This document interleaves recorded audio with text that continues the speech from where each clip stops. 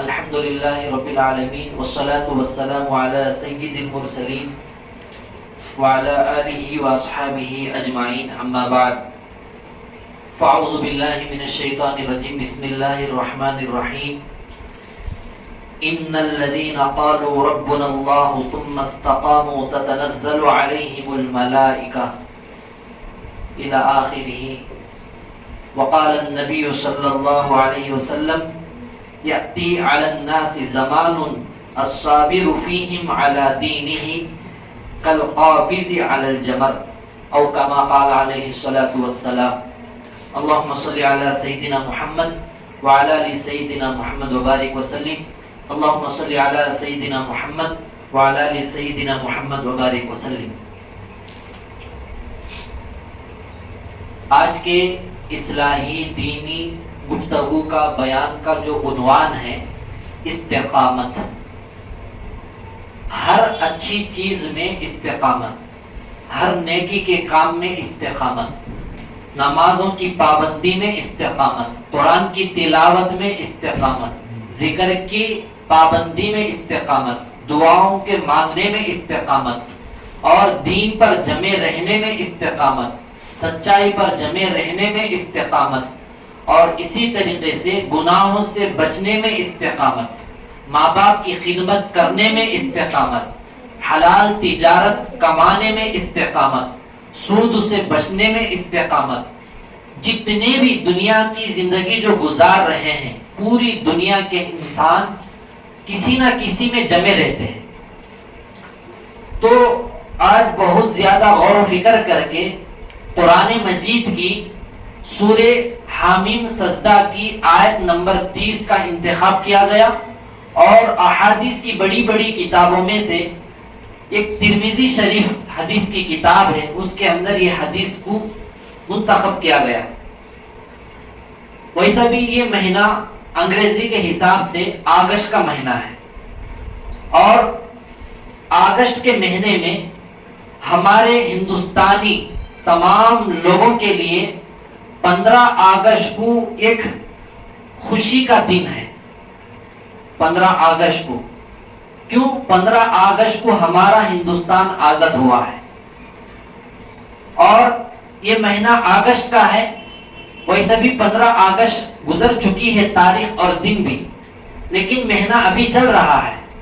تو اسی کے تحت استقامت کا عنوان لے کر اسی قرآن کی آیت اور حدیث مبارکہ کو سامنے رکھ کر ہمارے اس ہندوستان کے آزاد کرانے میں کن کن لوگوں کا ہاتھ ہے، اور سب سے زیادہ کن لوگوں نے قربانی دی ہے، کیونکہ ہندوستان میں جتنے کنکر اتنے شنکر، یہاں پر جتنے مذہب ہیں، مذاہب کے رہنے والے لوگ ہیں، تو تمام مذاہب کے لوگوں میں سے سب سے بڑا کردار اور قربانی مسلمانوں کی رہی ہے۔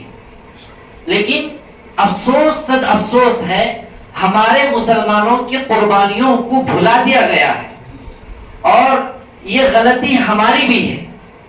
اور کتابوں میں، اسکول کالجوں میں جو پڑھائی جاتی ہے، جو بھی پڑھائی ہوتی ہے، اس کے اندر گنے چنے ہندوستان کے آزاد کرانے میں جن جن مجاہدین نے حصہ لیا ہے، ان کے نام گنے چنے لکھے ہیں، ان کا تذکرہ موجود ہے، باقیہ کسی کا نہیں ہے۔ اگر غیر مسلموں کو بازو رکھ کے صرف مسلمانوں کی تاریخ کو اگر اسکول کی کتابوں میں لایا جاتا، ڈگریاں ختم ہو جاتے، ان کی تاریخ ختم نہیں ہوتی۔ اتنا بڑا کردار مسلمانوں کا ہے۔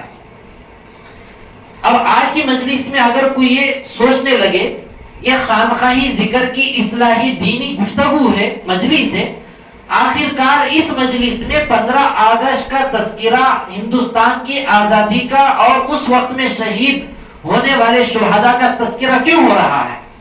ان لوگوں کے لیے جواب یہ ہے، ہندوستان آزاد کرانے کے لیے ہمارے اکابر علماء دیوبند اپنی درسگاہوں کو چھوڑ کر میدان میں آئے، اور خانقاہوں میں رہ کر اللہ اللہ کی ضربیں لگانے والے اولیاء اللہ بھی اپنی خانقاہوں کو چھوڑ کر جہاد کے میدان میں آئے، اور ہر دین کا کام کرنے والے اس وقت میں جتنے علماء تھے یہ سب سے پہلی صف میں کھڑے ہوئے تھے. ان کا ذکر خیر کرنا بھی یہ اللہ کو پسند ہے. اور وہ قوم کبھی بھی ترقی نہیں کر سکتی ہے جو اپنے ماضی کو بھول کر زندگی گزارتی ہو. اگر اپنے ماضی کی تاریخ کو وہ قوم بھول گئی تو اپنا مستقبل خود اپنے پیروں پر کھلاڑی مارنے سے بھی بربادی کی زندگی ہو جائے گی. ترقی وہ قوم نہیں کر سکے گی. اس لیے ہر ہمیشہ جو گزرا ہے، ماضی جو گیا ہے، اس وقت میں کن کن لوگوں کے زندگی جو گزارے ہیں ان کی زندگی کو ہمیں پڑھنا بھی ہے، آپس میں اس کا مذاکرہ بھی کرنا چاہیے. ہندوستان آزاد ہونے کے بعد ہی ہمارے اکابر پھر دوبارہ مدارس میں جا کر اپنے پڑھانے کی درسگاہوں میں بیٹھے تھے. ہندوستان آزاد ہونے کے بعد ہی خانخواہوں سے نکلنے والے اولیاء اللہ دوبارہ خانخواہوں میں جا کر اللہ اللہ کی ضربیں لگانے لگے تھے. اس سے معلوم ہوتا ہے خانخواہ کا نام صرف اللہ اللہ کرنا نہیں ہے. ہرگز یہ مطلب نہیں ہے اللہ اللہ کرتے رہو اپنی جگہ بیٹھ جاؤ، ہرگز ایسا نہیں ہے.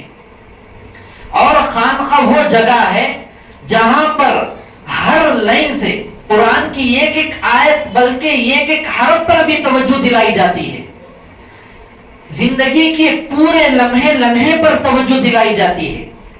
اور آدم علیہ السلام سے لے کر نہیں بلکہ آدم علیہ السلام دنیا میں آنے سے پہلے، ان کے پیدا ہونے سے پہلے پوری قوم کو خانقاہوں میں، مدارس میں ان تمام واقعات پر لوگوں کو آگاہ کیا جاتا ہے تاکہ دنیا کی زندگی ختم ہونے کے بعد آخرت کی زندگی پرسکون گزرے. بہرحال جو قرآن مجید کی آیت پڑھی گئی، اللہ تعالیٰ ارشاد فرماتے ہیں بسم اللہ الرحمن الرحیم ان الذین قالوا، جن لوگوں نے کہا ربنا اللہ، ہمارا پروردگار اللہ ہے. پھر آگے فرمایا انہی لوگوں نے ثم استقاموا، پھر اس بات پر جمے رہے، استقامت کے ساتھ جمے رہے، یعنی ہمارا پروردگار اللہ ہے، اس بات پر دوبارہ وہ جمے رہے. تو آگے اللہ تعالیٰ فرماتے ہیں تتنزل علیہم الملائکہ، تو اس عمل پر فرشتے اترتے ہیں. کون سی مخلوق؟ فرشتے جو نور سے اللہ جن کو پیدا کیا ہے. اور وہ فرشتے یہ کہتے ہوئے اتریں گے اللہ تخافوا ولا تحزنوا وابشروا. یہ فرشتے یہ کہتے ہوئے اتریں گے کن لوگوں کے لیے؟ جو انہوں نے یہ کہا ہمارا رب اللہ ہے، پھر اسی بات پر جمے رہے. تو صرف یہ عمل کرنے پر فرشتے خوشخبریاں لے کر اترتے ہیں. فرماتے ہیں فرشتے نہ کوئی خوف دل میں لاؤ، جو اس بات پر ایمان لاتے ہیں ان سے مخاطب ہیں فرشتے. اللہ تخافوا، نہ کوئی تم اپنے دلوں میں کسی کا خوف لاؤ، نہ کوئی اپنے دلوں میں غم کسی کا لاؤ. اور آپ لوگوں کے لیے جنت کی بشارت دے دی جاتی ہے. اب یہاں پر رک کر سمجھیے، جو شخص دل کے اندر یہ 100% ایمان یقین رکھتا ہو میرا رب اللہ ہے، تو اس کے دل کے اندر کسی دوسرے کے بارے میں رتی برابر ظلم کرنے کی سوچ پیدا نہیں ہو سکتی ہے.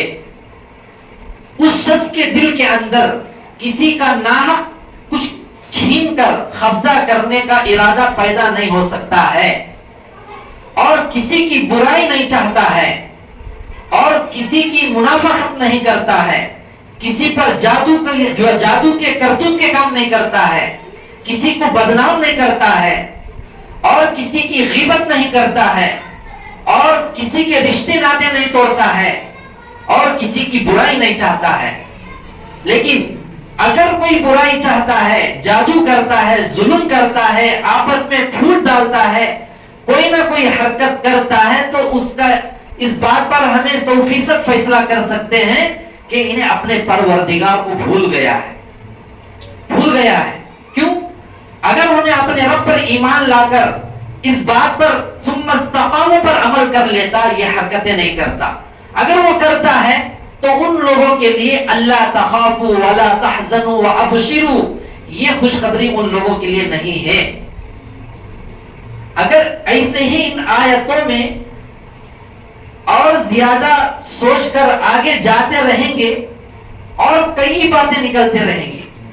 اب یہاں پر دیکھیے، اس بات پر عمل کرنے والے سب سے پہلے ایک تو انبیاء ہیں، انبیاء علیہ السلام ہیں، اس میں کوئی شک نہیں ہے. اور دوبارہ اس کے بعد صحابہ ہیں، ان کے بارے میں بھی کوئی شک نہیں ہے.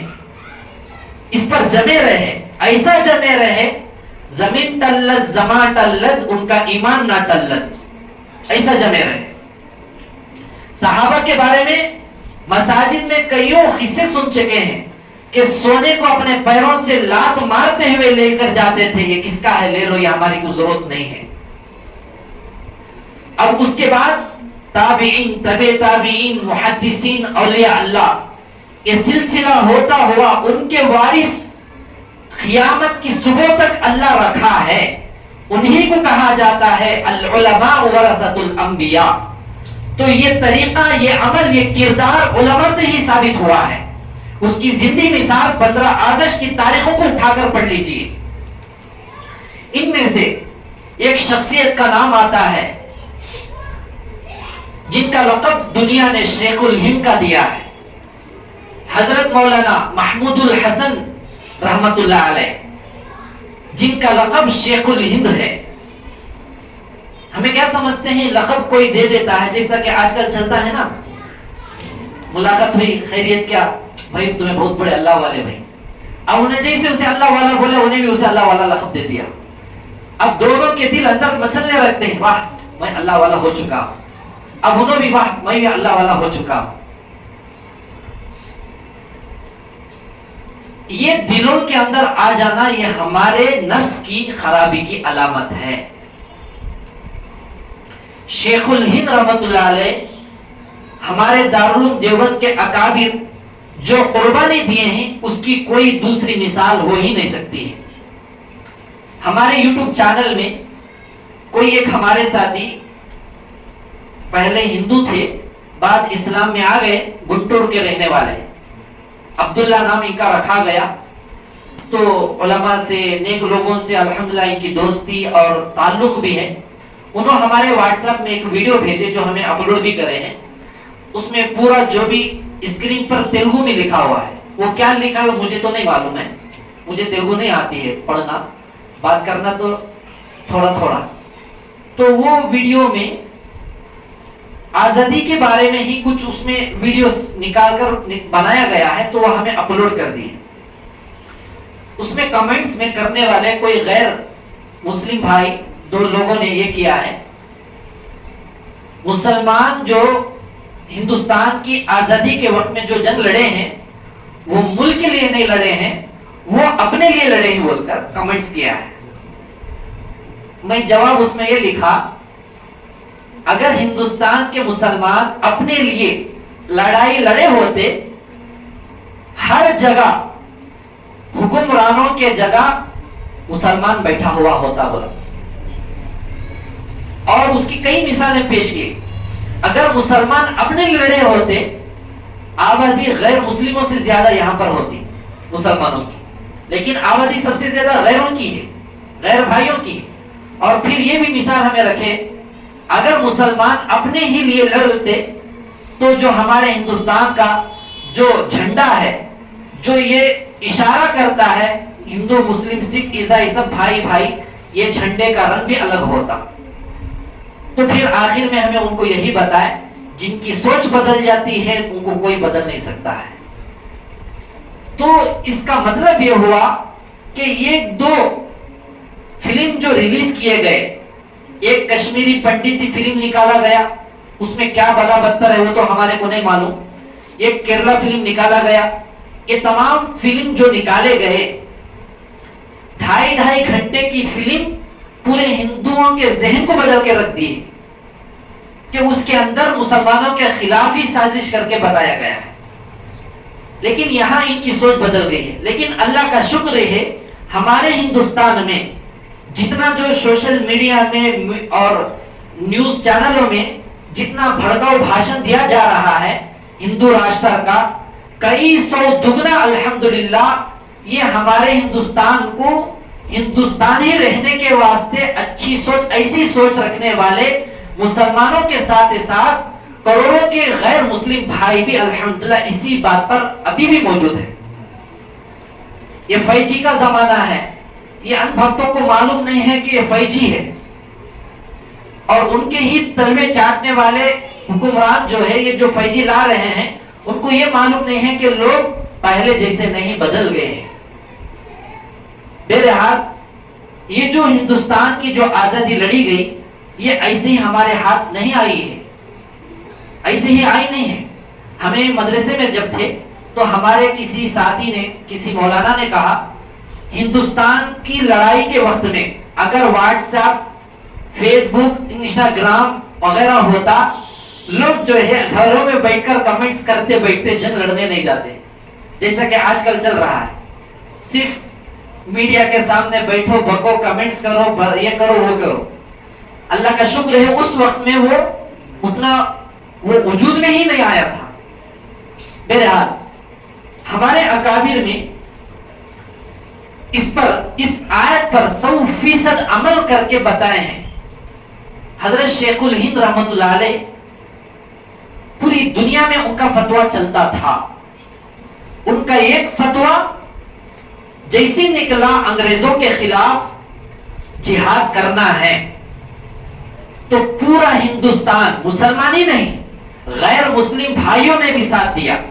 तो पूरे हिंदुस्तान में जो अंग्रेजों की गुलामी से आजाद होना चाहते थे, पूरे एक होकर अंग्रेजों के खिलाफ जो जंग लड़ी तो इनके फतवे पर ही चली, इनके फतवे पर ही चली। अब अंग्रेज, जैसा कि इंशाल्लाह बयान के दौरान तो वक्त नहीं है, जब ये वीडियो जो पकड़ रहे हैं इसमें इंशाल्लाह हमें वो छोटे क्लिप भी स्क्रीन में लाएंगे। उधर के स्टेटों में ये भगवा रंग का झंडा लेकर कुछ नेगेटिव सोचने वाले, जिनके अंदर इंसानियत मर चुकी है, जिनके अंदर हमदर्दी मर चुकी है, जो हमेशा, जैसा कि किसी ने जबरदस्त एक वीडियो बनाया है, वीडियो ऊपर एक है नीचे एक है। ऊपर में गाय है और गाय का बच्चा जो है गाय के थनों से दूध पी रहा है, और नीचे के वीडियो में गाय है और गाय के पीछे से जो पेशाब जो गाय कर रही है, एक बेवकूफ जाहिल, अक्खड़ जाहिल जो उन्हें वहां पर पेशाब पी रहा है। तो ये वो आदमी ये बताना चाहता है गाय के बच्चे को खुद मालूम है मुझे गाय का दूध पीना है या मूत पीना है, ये इंसान होकर उन्हें मूत पी रहा है। तो ऐसे किस्म के लोग जो है, नौज बिल्लाह, अल्लाह की पनाह, अल्लाह बहुत बड़ा है, इनको शायद ये गफलत में है, उधर नारे लगा रहे हैं मुल्ला काटे जाएंगे, मुल्ला काटे जाएंगे। उधर के लोग जो है, एक तो मुल्ला से मुराद हमारे शहर के इलाकों में उलमा को मुराद लेते हैं। वहां के लोग जो है उलमा के साथ जो है मस्जिद के इमामों को, मस्जिद के खुतबा को, मदरसे में पढ़ने वाले बच्चों को, मदरसे में पढ़ाने वाले उलमा को, खानखाह में रहने वालों को, दाढ़ी झुब्बा टोपी पहनने वालों को मुल्ला कहते हैं। तो वो लोग ये नारा लगा रहे हैं मुल्ला काटे जाएंगे, मुल्ला काटे जाएंगे। इससे पहले हमारे बाप दादा ने काटे जाए नहीं बल्कि आग में सोकर हिंदुस्तान को आजाद कराए हैं और आग में कूदकर हिंदुस्तान को आजाद करा चुके हैं। ये शेख चिल्ली का ख्वाब ये लोग अब देख रहे हैं। इससे पहले हमारे अकाबिर इससे बेहतर तरीके से शहीद होकर हिंदुस्तान को आजाद करा चुके हैं। हिंदुस्तान की मिट्टी का रेत का जर्रा जर्रा भी गवाही दे सकता है कि इस हिंदुस्तान की सरजमीन के अंदर टीपू सुल्तान शेर सोया हुआ है, बाबा फखरुद्दीन सोया हुआ है, ख्वाजा मुइनुद्दीन सोया हुआ है, और कासिम नामती सोया हुआ है, शेखुल हिंद सोया हुआ है, हुसैन अहमद मदनी सोया हुआ है। ये वही अकाबिर हैं जिन्होंने अपने खून को बहाना, अपनी गर्दन को कटाना, अपने बच्चों को यतीम करना, अपनी बीवी को बेवा बनाना, अपने रिश्तेदारों को اپنے آپ سے دور کر کر ہندوستان کو آزاد کرانے کے لیے لبیک کہہ کر انگریزوں کے سامنے کھڑے ہو گئے. بہرحال مالٹا کی جیل میں شیخ الہند رحمت اللہ علیہ کو وارنٹ جاری کر دیا گیا قید کرنے کا.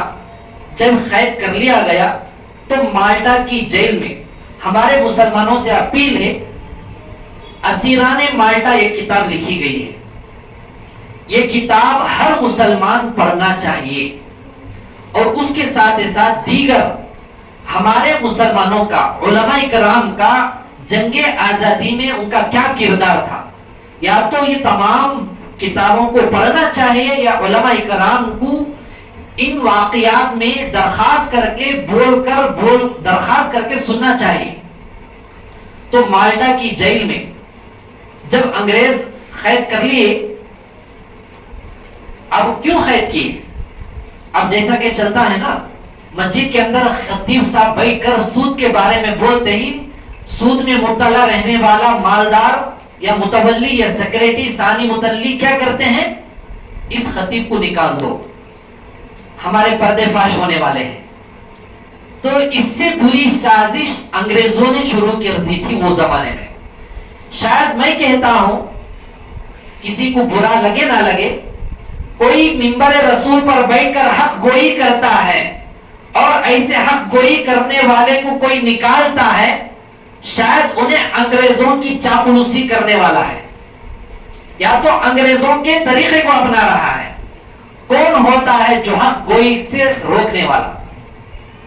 اللہ موقع دیا ہے، منبر رسول کو سچائی سے سجاؤ اور ہر غلط کام سے بچاؤ. بہرحال اسیران مالٹا کی جیل میں جب شیخ الہند رحمت اللہ علیہ کو رکھ لیا گیا تو ہر دن ایسی پٹائی ہوتی تھی، ایسا ظلم ہوتا تھا.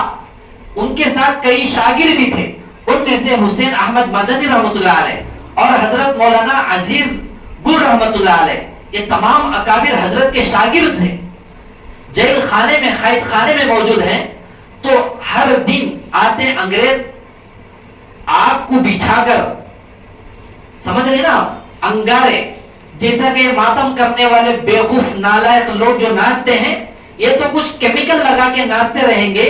وہاں پر انگریز لوگ جو ہے انگار بنا کر، انگار کے ڈیلے بنا کر اس انگارے پر ان کو لٹاتے تھے اور خود پٹائی کرتے تھے. ہمیں یہ واقعہ سنے ہیں حضرت بلال حبشی رضی اللہ عنہ کا. گرم گرم بالوں پر، ریتلی زمین پر لٹایا جاتا، گرم گرم چٹان کو سینے پر رکھا جاتا، اور پھر ان سے کہتے تیرا رب کون ہے؟ وہ کہتے احد احد اللہ الصمد. انبیاء کے وارث جو علماء ہیں، ایسے ہی صحابہ جیسی قربانی دی، ویسے ہی ملتی جلتی قربانی ہمارے اکابر دیے ہیں. صحابہ کے ایک تو مقام کو کوئی پہنچ ہی نہیں سکتا ہے، تابعی بھی نہیں پہنچ سکتا ہے، لیکن ان کے ہی نہج پر اللہ یہ وراثت، میراث جو فیض جو دیا ہے، اسی نقش قدم پر ہمارے اکابر جمے رہے. شیخ الہند رحمت اللہ علیہ کو مارتے اور یہ کہتے تو انگریزوں کا سپورٹ کر اور تیرا فتویٰ واپس لے لے. بس اتنی بات پر جیل میں ڈال کر پٹائی کرتے، انگار پر لٹایا جاتا، ایسا ظلم کرتے. تو کئیوں مرتبہ یہ کرنے کے بعد جیلر نے کہا، بہت بڑا جو جیلر جو ہوتا ہے، اس نے کہا کان میں، اے محمود تو کیوں اپنی جان کو گنوا رہا ہے؟ صرف میں انگریزوں کا سپورٹ کر دوں، ایک وعدہ کر دے، بس میں تجھے رہا کر دیتا ہوں. حضرت نہیں، میں کبھی بھی انگریزوں کی ہاں یہاں نہیں ملاؤں گا اور ان کو ہمیں اپنے ہندوستان سے بھگانا ہے. میں ان کی تائید نہیں کروں گا، میں اپنا فتویٰ واپس نہیں لوں گا. جب ایک مرتبہ انگریز لوگ جو ہے مجبور بھی ہو گئے، اعلان بھی کر دیے محمود الحسن کو سولی کی سزا دینا ہے، اعلان ہو گیا. جیسے حضرت کو خبر ملی سولی کی سزا متعین ہو چکی ہے، یہ خبر سننے کے بعد حضرت زار و خطار رو رہے تھے، کئی دنوں تک رو رہے تھے. اب شاگرد تو تھے، انہوں نے دیکھا آپس میں آپس میں مذاکرہ کریں، حسین احمد مدنی رحمۃ اللہ علیہ اور مولانا عزیز گل رحمۃ اللہ علیہ، ایک تو سولی کی سزا ہے تو شہید ہے، ہم لوگ اپنے ملک کے لیے شہید ہونے والا جنتی ہے، شہداء میں سے ہے، خوشی کی بات ہے، اس میں غم کی کیا بات ہے؟ ہمارے استاد دیکھو روتے ہیں، کئی دن تک سوچتے رہے، بعد ہمت کی، آخر کار حضرت کو اپنے استاد کو پوچھیں گے آپ کیوں ایسا رو رہے ہیں، آخر تو ہمیں خوش ہونا ہے، ہمت نہیں ہو رہی تھی۔ تو ایک مرتبہ کھانے بیٹھے تھے تو اس وقت میں اچانک پوچھ لی استاد جی ایک تو ہمارے کو آپ کو سولی کی سزا سنا دی گئی ہے تو اس میں ہمارے کو خوشی ہونا ہے، لیکن آپ کیوں رو رہے ہیں؟ تو حضرت کی نظر ایسی جلالیت میں پڑی کہ پسینہ پورے جسم میں کپڑے بھیگ گئے اور پریشان ہو گئے۔ تو تھوڑی دیر کے بعد حضرت اپنی حالت میں واپس آ کر کہا آپ لوگ یہ سمجھ رہے ہیں کہ مجھے سولی پر لٹکا دیا جائے گا، میرا کیا ہوگا؟ میں اس غم میں رو رہا ہوں؟ نہیں، ہرگز نہیں۔ پھر پوچھے حضرت آخر آپ کس غم میں رو رہے ہیں؟ یہ جملہ سنہری سونے کی اس میں لکھنا چاہیے۔ حضرت نے فرمایا یہ جسم اللہ کی امانت ہے، جان بھی اللہ کی امانت ہے، اور اللہ ہی کی طرف سے، اللہ کے چاہنے سے ہمیں خیر و بد میں ہے، اور اللہ ہی کی طرف سے ہماری شہادت مقدر ہے، سولی پر لٹکا دیں گے۔ لیکن میں اس غم سے رو رہا ہوں کہ اللہ اتنی بڑی سعادت دینے کے بعد قبول کرنا نہیں کرنا اس کا بھی مالک اللہ ہے، تو جب میرے کو سولی پر لٹکا دیا جائے گا تو جب ہمیں شہید ہو جائیں گے ہماری جان کی قربانی اللہ کے یہاں قبول ہوتی نہیں ہوتی، اس لیے اس غم میں رو رہا ہوں۔ کوئی بتا دو غیر مسلم بھائیوں میں کوئی ایسا مرد مجاہد گزرا ہے؟ اور وہ ہندو بھائی جو کہتے ہیں کہ مسلمانوں کے لیے مسلمان لڑے ہیں، یہ واقعہ سناؤں کو؟ میری قربانی اللہ کے یہاں قبول ہوتی نہیں ہوتی، اس غم میں اتنے دن سے رو رہا ہوں۔ بہرحال کئی دنوں کے بعد سزا بہت زیادہ دیتے گئے تو ان کے شاگردوں نے کہا حضرت سزا کم کرنے کے لیے کتاب التحلیل، کتاب الحیل بول کر ایک کتاب ہے جس میں ہیلا نکالنے کا طریقہ رہتا ہے، یعنی بچنے کا طریقہ، تو آپ بھی اس کے ماہر ہیں، آپ اپنے آپ کو بچانے کے لیے، سزا کم کرنے کے لیے آپ ایک جملہ کہہ دو، باہر آنے کے بعد پھر اسی پر جمے رہیں گے، کچھ ایسا رائے مشورہ دیے۔ تو حضرت فوراً کہا میں ہرگز ایسا نہیں کر سکتا ہوں۔ پوچھا کیوں؟ حضرت نے فرمایا اللہ ہمارا نام جس رجسٹر میں کر ہے، میں یہ پسند نہیں کرتا ہوں کہ میرا نام اس رجسٹر سے نکل جائے۔ پھر فرمایا میں بلال حبشی کا وارث ہوں، جن کو گرم گرم ریت پر لٹا کر انگارے کے پتھر سینے پر رکھ کر ڈرایا جاتا تھا۔ میں حضرت خبیب رضی اللہ کا وارث ہوں، جن کے سینے پر چھرا ٹھوک ٹھوک کر کہا گیا تیرے نبی کے بارے میں ایک جملہ کوئی کہہ دے غلط، انہوں نے نہیں مانا۔ تو ایسے کئی اکابر کا نام لے کر انہوں نے کہا تو میں ان کا وارث ہوں، میں ہرگز سے گوارا نہیں کروں گا کہ میں فتویٰ واپس لے لوں۔ ایک فتویٰ اللہ نہ کرے اگر لے لیتے ہندوستان ہمارا آزاد کبھی بھی نہیں ہوتا، کبھی بھی نہیں ہوتا۔ تو ایسے اکابر ہمارے ہندوستان کو آزاد کرانے کے لیے اپنا خون بہانا پسند کر لیا اور اپنے بچوں کو یتیم کرنا پسند کر لیا اور اپنے گھروں سے محروم ہو گئے۔ بہرحال اللہ کا کرنا ایسا ہوا، اللہ تعالیٰ نے انگریزوں کے دلوں کو بدل دیا۔ شیخ الہند رحمۃ اللہ علیہ کو سولی نہیں دی گئی، اور شیخ الہند رحمۃ اللہ علیہ نے یہ جملے بھی کہا میں امام مالک کا وارث ہوں، جن کو सूरत पर सिहाई काली इंक ब्लैक इंक डालकर जालिमों ने पूरे मदीने की गलियों में फिराया था।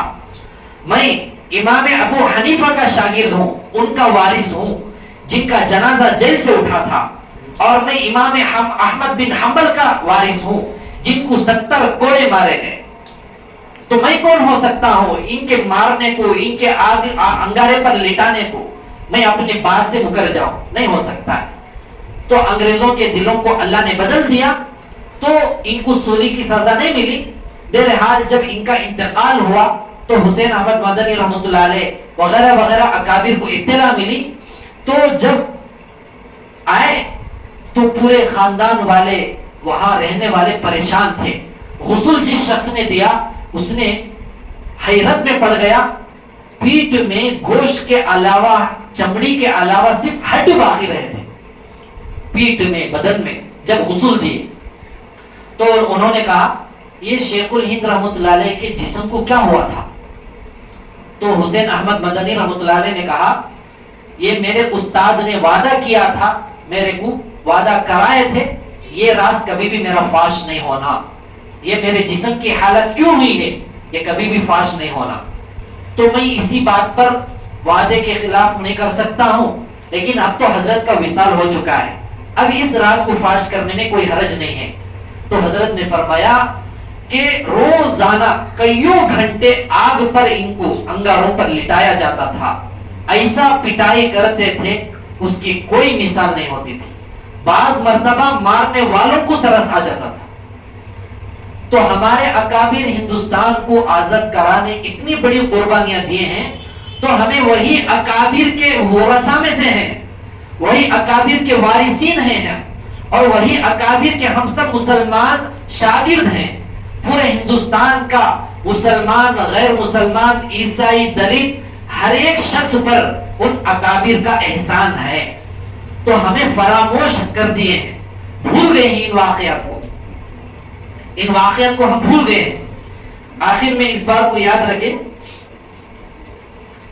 जो तिरमिज़ी शरीफ की जो हदीस पढ़ी गई, आका सल्लल्लाहु अलैहि वसल्लम ने फरमाया लोगों पर एक जमाना आएगा जिसमें अपने दीन पर मजबूती से जमने वाला ऐसा होगा जिसे अंगारे को हाथ से पकड़ने वाला, दीन पर मजबूती से जमे रहने वाला ऐसा रहेगा जैसा कि अपने हाथ में अंगारे को पकड़ा हुआ है। ये वही दौर भी है और इससे भी कठिन दौर आने वाला है।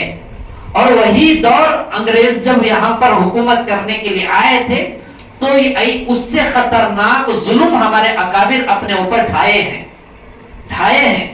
एक तो मिसाल ये है हथेली में अंगारे को थामने वाला, लेकिन हमारे अकाबिर को अंगारों में लिटाया गया था।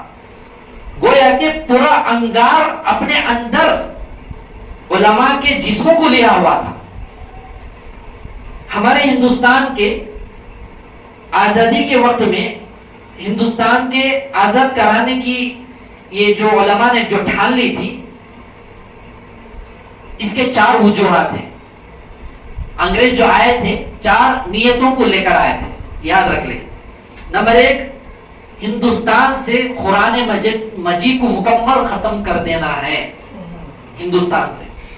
नंबर 2, उलमा इकराम का कत्ले आम करके लोगों में ऐसी दहशत डाल देना है, कोई हिंदुस्तानी अपने बच्चे को आलिम दीन बनाना नहीं है। नंबर 3, जज्बे जिहाद को खत्म कर देना है। एक वक्त लेता है, जुल्म की एक हद होती है। जैसा अंग्रेज ने ज्यादा जुल्म ढाए तो परमिशन मिल गया इनके खिलाफ जिहाद करना है, तो ये इनके सोच से हिंदुस्तान से खत्म कर देना है। चौथी चीज, ये 3 बातें सिर्फ जुबानों में चलती रहना है, उसका कोई ठिकाना नहीं होना है। ये 4 सोच लेकर हिंदुस्तान को अंग्रेज आए थे। इसलिए हमारे अकाबिर एक जद्दोजहद करके काम किया। आखिर में एक बात बताकर मैं अपनी बात खत्म करूंगा। कितने मुसलमान, कितने हिंदू भाई, कितने उलमा शहीद हुए उसकी गिनती नहीं है, बस किताबों में चंद गिनती लिखी हुई है।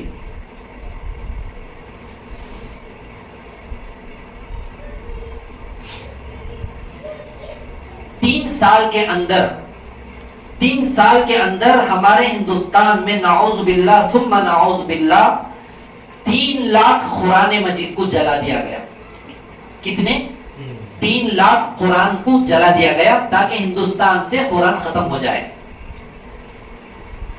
کئی فرعون ختم ہو چکے، مسلمان کچھ ختم نہیں کر سکے تو قرآن کو کہاں سے ختم کریں گے؟ قرآن کو جلانے سے ختم نہیں ہوگا. کیوں؟ قرآن سینوں میں اللہ محفوظ کر کے رکھا ہے، اس کی ذمہ داری اللہ لیا ہے، ذریعہ علماء کو، حفاظ کو، مدرسے کے طلبہ کے ذمہ دیا ہے. اور اس کے ساتھ 14,000 علماء اکرام کو پھانسی کے پھندوں پر لٹکا دیا گیا. کتنے؟ 14,000. ایک عالم کا بننا، ایک عالم کا بننا، ایک عالم کا ختم ہو جانا، ایک عالم کا ختم ہو جانا. اور اس وقت کا ایک عالم ایسا نکلتا تھا، پورے چپے نے، بلکہ اپنے پورے علاقے کا ایسا امام بنتا تھا کہ اس کی ایک جملے پر اپنے مقتدی اور اپنے ماننے والے سر کٹانے کے لیے کھڑے ہو جاتے تھے. ایسے علماء کرام جام شہادت نوش فرما چکے ہیں. ایک آدمی ہے تھامسن، جن کا نام بہت سنے ہوں گے. اس نے کہتا ہے دلی سے لے کر پشاور تک جنرل سیکرٹری کے دنوں میں کوئی درخت ایسا نہیں رہتا تھا جس کی ڈالی پر کوئی عالم کی لاش نہ لٹکتی ہو. اس نے کہتا ہے میں اپنے خیمے میں تھا، اچانک انسانوں کے جسم کے جلنے کی بدبو آئی. میں جا کر دیکھا تو انگریزوں نے ایک بہت بڑی آگ لگا کر 40 علماء کو برہنہ مکمل ننگا کر کے بغیر کپڑے کے ان کو کہا گیا اگر تم لوگ انگریز کا سپورٹ کریں گے تو ہمیں تمہارے کو جان بخش دیں گے، اگر سپورٹ نہیں کریں گے تو آپ کو اس میں زندہ ڈھکیل دیا جائے گا. تو پورے 40 علماء کرام نے کہا ہمیں کبھی بھی انگریز کی تائید نہیں کریں گے. تو اسی وقت میں فوراً 40 علماء کو زندہ آگ میں ڈال کر بھون دیا گیا. پھر ان کے بعد پھر 40 علماء کو اور اس کے ساتھ ایک طرف آگ میں ڈالا جاتا تھا، دوسری طرف علماء کو بول بول کر پوچھ کر درختوں پر سولی پر لٹکا دیا جاتا تھا. تو اتنی بڑی قربانیاں ہیں. صرف گنے چنے 1-2 قصے ہمارے سامنے موجود ہیں. 1-2 صفحے بھی مکمل میں آپ کے سامنے نہیں بولا، 1-1.5 صفحہ یا 2 صفحے کے قریب وضاحت آئی ہے بس. تو اس کے لیے 1 گھنٹے کے قریب وقت گیا ہے. تو سوچو ہمارے اکابر کی کتنی بڑی قربانیاں ہمارے ہندوستان کو آزاد کرانے میں تھی. اب یہاں پر رک کر میں ان لوگوں سے کہتا ہوں، ان مسلمانوں سے، یہ قرآن مجید کی جو آیت ہے ان الذین قالوا ربنا اللہ ثم استقاموا تتنزل علیہم الملائکہ الا تخافوا ولا تحزنوا وابشروا، اور جو حدیث شریف جو پڑھی گئی، قیامت کے قریب ایک زمانہ ایسا آئے گا لوگوں پر کہ اپنے دین پر مضبوط رہنا، اپنے ہتھیلی میں انگارے کو پکڑنا، یہ 2 باتوں پر ان مسلمانوں کو یقین ایمان ہے تو آج سے اپنے دلوں کی صفائی کر لیں، کسی پر ہرگز ظلم نہ کریں، کسی کے بارے میں ہرگز تہمت کچھ بھی نہ لگائیں، اور کسی عالم دین کے خلاف کبھی بھی پروپیگنڈے نہ کریں. اپنے مسجدوں سے حق پرست علماء کو نہ نکالیں، حق پرست ائمہ کو نہ نکالیں اور ان کا ساتھ دینے والے بنے، ان کے خلاف سازش کرنے والے نہ بنے. اور اپنے رشتہ داروں میں، اپنے پڑوسیوں میں جو لوگ بری سوچ رکھ کر جی رہے ہیں، جس کی سوچ صحیح نہیں ہوتی ہے، اس کو 1 لاکھ انبیاء علیہ السلام بھی 1,24,000 انبیاء علیہ السلام بھی نہیں بدل سکتے ہیں جب تک اس کی سوچ نہیں بدلے گی، جب تک اس کے دل میں ارادہ نہیں پیدا ہوگا. اس لیے اللہ کا خوف اپنے دل میں بٹھاتے ہوئے حق پر جمے رہیے، استقامت اپنے اندر لائیے. اگر لائیں گے تو فرشتے یہ خوشخبری دیتے ہوئے اتریں گے، تتنزل علیہم الملائکہ الا تخافوا ولا تحزنوا وابشروا بالجنہ. ایسی خوشخبریاں دیتے ہوئے فرشتے ان لوگوں کے لیے اتریں گے. تو اس کا ہمارے کو انشاءاللہ مشاہدہ مرنے کے بعد بھی ہوگا، دنیا میں بھی ہوگا. جنگ آزادی میں جو حصہ لیے وہ تو شہداء ہو گئے اور ان کا احسان ہمارے اوپر ہے. لیکن جو لوگ ناحق جو بھی قدم اٹھاتے ہیں یہ انگریزوں سے بھی خطرناک لوگ ان کا شمار اس میں ہوگا. کیوں؟ وہ تو نہ جان کے کرتے تھے غالباً، ہم مسلمان جان کے کرتے ہیں. معلوم ہے سود ہے پھر اس میں ہے، معلوم ہے جھوٹ پھر بھی ہمیں بولتے ہیں، معلوم ہے نافرمانی ماں باپ کی پھر بھی کرتے ہیں، معلوم ہے کسی کا حق نہ دبانا پھر بھی دباتے ہیں، معلوم ہے مسجد کا ایک پتا بھی کوئی بغیر پرمیشن کے توڑتا ہے، اللہ کے پرمیشن کے بغیر نہیں توڑ سکتا، توڑ دیا اس کا جواب اس کا حساب دینا ہے. یہ بات جانتے ہیں پھر بھی مسجدوں کا پیسہ لوٹ کر کھاتے ہیں. ائمہ کو مؤذنین حضرات کو جو پیسے دینا تھا وہ اپنے اکاؤنٹ میں رکھ کر اس کا کاروبار کرتے ہیں. اس کا حساب دینا پڑے گا. اپنے استاد محترم سے میں نے ایک مرتبہ پوچھا، حضرت جی مفتی شیخ عبد الرحمن صاحب دامت برکاتہم چھاگل مرری کے سب سے بڑے مفتی دارالعلوم دیوبند میں نمبر 1 آتے تھے، جن کو پہلا پرائز 1.25 لاکھ کی کتابیں دی گئی تھی. ان سے میں نے پوچھا کسی مسجد کے اندر ایک مسئلہ ہے کہ سود کا پیسہ ہے اور ان کی مسجد کے اندر لیٹرین ٹوٹ گئی ہے، ٹوائلٹ، انہوں وہاں پر اس پیسے کو لگا کر بنانا چاہتے ہیں. تو حضرت نے فرمایا ایک اینٹ بھی اگر کوئی ذمہ دار وہاں رہنے والے سود کے پیسوں سے لیٹرین کھول کر بھی لگا دیں گے، آخر وہ لیٹرین اللہ کے گھر کے لیے ہی تو بنائی گئی ہے. جنت میں انہیں اس وقت تک وہ متولی ذمہ دار نہیں جائے گا جب تک وہ سود سے لیے پیسوں کی اینٹ کا حساب اللہ کو نہیں دے گا. تو آج کل بہت بڑا ہمارے مسلمانوں کا طبقہ نام کا جی رہا ہے، ڈھکلتی کا نام گاڑی. اس لیے اللہ کے لیے ہمیں جو میدانوں میں آ کر حق گوئی کرنے سے روکتے ہیں، اللہ موقع دیا سوشل میڈیا کے ذریعے کام کرنے کا. اس لیے ہمیں تمام کے سامنے اس بات کو درخواست رکھتے ہیں، ایسے تمام حرکتوں سے ہمیں باز آنا ہے اور اللہ سے توبہ کرنا ہے. اگر ایسی غلطی ہو چکی ہو اللہ سے معافی مانگو، اللہ ضرور معاف کرے گا.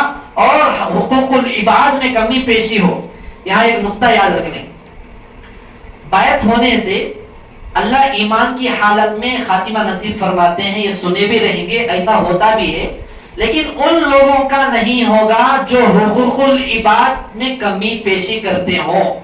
یاد رکھ لیں، حقوق العباد کسی بندے کا حق دبا کر، کسی کو ناحق کچھ کر کر، شیخ عبد القادر جیلانی رحمۃ اللہ علیہ سے بھی جا کر بیعت ہو گیا تو بھی جنت میں نہیں جائے گا.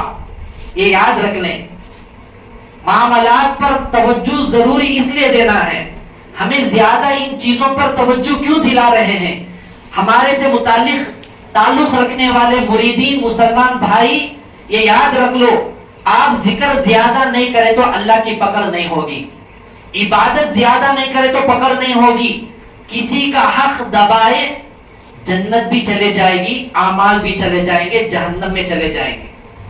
اس لیے ہمیں توجہ زیادہ معاملات پر دیتے ہیں، معاشرت پر دیتے ہیں، تو اصلاح پر دیتے ہیں. جو لوگ وعدہ کرتے ہیں میں ساتھ دوں گا وہ کبھی بھی نہیں نبھائیں گے. یاد رکھیں اپنی زندگی میں یہ ہمارا بھی تجربہ ہے. بولنے والے کرتے نہیں، کرنے والے بولتے نہیں، کھلانے والے بولتے نہیں، بولنے والے کھلاتے نہیں، اور دینے والے بولتے نہیں، بولنے والے نہیں دیتے ہیں، نہیں بولتے. تو یہ تمام باتوں کو بار بار اس لیے ہمیں دہرا رہے ہیں. خانخواہ کا مطلب یہ نہیں کہ ذکر کر لیے چلے گئے، معاملات صاف رہ گئے سمجھو اللہ جنت کی سرٹیفکیٹ دنیا میں ہی دے دے گا. بہت کٹھن مسئلہ ہے. اللہ عمل کی توفیق نصیب فرمائے. اور جو بھی ہمیں آج قرآن حدیث کی بات، ذکر، دعا، قرآن کی آیتیں، سورتیں جو بھی پڑھیں گے، یہ پورا ہدیہ ایک تو سب کو پہنچاتے ہیں، بخشتے ہیں، اور خاص کر آج کی مجلس کا اور اب تک جتنے بھی چلے ہیں اس کا ہدیہ آپ صلی اللہ علیہ وسلم کے صدقے طفیل میں اللہ تعالیٰ پورے جنگ آزادی میں حصہ لینے والے شہداء کو، ان کے فیملیوں کو، ان کے جتنی بھی نسل ہے جو اللہ کے پاس آ چکے ہیں، ان تمام کو اللہ تعالیٰ ان کے ارواح کو یہ پہنچا دے، ان کے درجات کو اللہ بلند فرمائے، اور ان کی بار بار اللہ تعالیٰ مغفرت فرمائے، اور انہی کا فیض، ان کا ہی جذبہ، ان کا جیسا ایمان اللہ ہم سب کو نصیب فرمائے. حسین احمد مدنی رحمۃ اللہ علیہ کے فرزند آج بھی موجود ہیں. حضرت مولانا سید ارشد مدنی صاحب دامت برکاتہم، یہ ہندوستان کا بہت بڑا چمکتا کوہ نور کے ہیرے سے زیادہ قیمتی شخصیت اللہ دیا ہے. تو دعا کرے اللہ ایسے اکابر کو ہمارے عمر میں، برکت میں، صحت میں درازگی نصیب فرمائے اور اللہ ان کی ہر طرف سے حفاظت فرمائے. وآخر دعوانا الحمدللہ رب العالمین.